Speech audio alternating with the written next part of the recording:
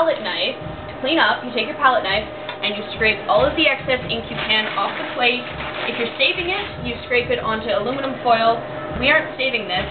It goes onto your handy-dandy newsprint. You did remember to pack newsprint, right? Because newsprint, you just always need it. You scrape it up. You scrape it carefully in from the edges. Scrape, scrape, scrape, scrape, scrape, scrape. Wipe off your knife. You keep scraping until the surface is almost entirely clear.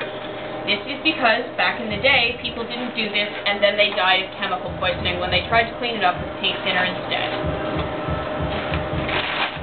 So it's just toxic by touch? This isn't, no, paint thinner, this is not toxic. I'm not worried about it. If you cover your whole face in it, then your pores will seal over and you will have your face peel off. Ask the Tin Woodmen about that sometime, yo. Because that's how they did makeup for the first Wizard of Oz. This is not toxic. I wouldn't want to eat this, but it's not dangerous for you to be around. Polyethylene, on the other hand. Yeah. Solvents, on the other hand, the solvents that are conventionally used to get rid of this stuff, yeah, they're pretty nasty. I wouldn't want to breathe them in. They will not only make you high, they will also make you want to fall over from system shock. It's a bad deal. So, you get as much of the paint as you possibly can off the board. You get it off your knives, you get it off your hands, you get it off your tables. You do this by grabbing it and wiping it off. People will tell you this is easier with mineral spirits, and they are not wrong. It is easier with mineral spirits. When it gets to the point where it's too difficult to get any more paint up off of whatever surface you've gotten it onto, corn oil. Corn oil dilutes oil paint like water, except more effective, because water doesn't dilute oil products. Pour a little bit of oil on, just like we were thinning it with earlier. That's what we're doing. Because that's what we're doing. Take your knife, scrape it around everything. As you can see, we're getting more off. This does indeed take longer than just spraying the entire surface with solvents. But you know what else? You can't really do that in your kitchen where you expect to eat food later on. And solvents are expensive.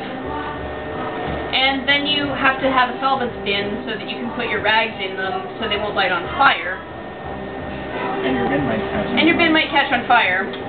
And then your landlord in your bachelor apartment where you're doing this, because you know you like doing art stuff and surprising girls with it. Girls are really easy to surprise with art stuff. Just saying, just saying. Everybody gets pissed off.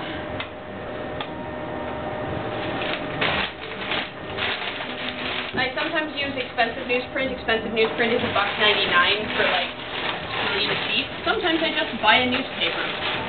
Then I read the newspaper. You don't have to worry about the... So you read it before or after you use it? Yeah, like the black ink coming off of the paper? You don't really need to worry about that for this step because we're just doing the first step of cleanup. So you see we've gotten most of the oil paint off and now everything is covered with a slightly thin blue layer of corn oil. Remember how I told you palm olive or green dishwashing fluid was important earlier? Yep. That's because now we just take our blue sheet of glass over to our sink. Does it have to be real glass or like a decent... Yeah, it has to be real glass. It has to be real glass because the non-real glass, you put a knife next to it and you immediately get a scar in the surface. You will never get the ink out of that.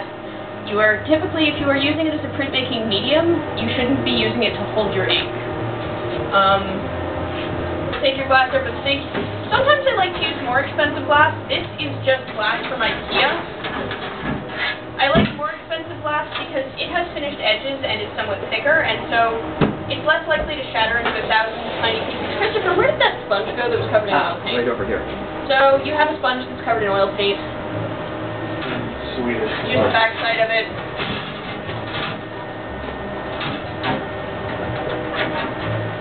Now, since it's non-toxic and already covered in oil, I've got this idea of using it to make like blue scones or something. It tastes like ass. Oh yeah. It's not edible. There's a difference between non-toxic and edible. Here is the difference between non-toxic and edible. Non-toxic means in testing 48 of 100 rats died. Oh, okay. Do you want to eat it? You don't want to eat it. You also want to avoid things like pure natural orange peel hand cleaner, because in tests, actually 49 of 100 rats died.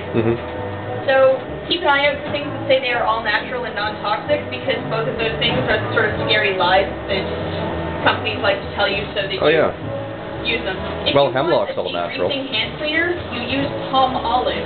Why? Because it cuts grease while softening your hands. Stop, they spend billions of dollars a year reminding you of that.